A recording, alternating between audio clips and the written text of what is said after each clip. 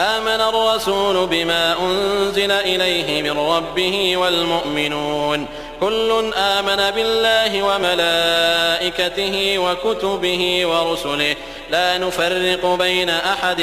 من رسله وقالوا سمعنا وأطعنا غفرانك ربنا وإليك المصير. لا يكلف الله نفسا إلا وسعها لها ما كسبت وعليها ما اكتسبت ربنا لا تؤاخذنا إن نسينا أو أخطأنا ربنا ولا تحمل علينا إصرا كما حملته على الذين من قبلنا ربنا ولا تحملنا ما لا طاقة لنا به واعف عنا واغفر لنا وارحمنا أنت مولانا فانصرنا على القوم الكافرين.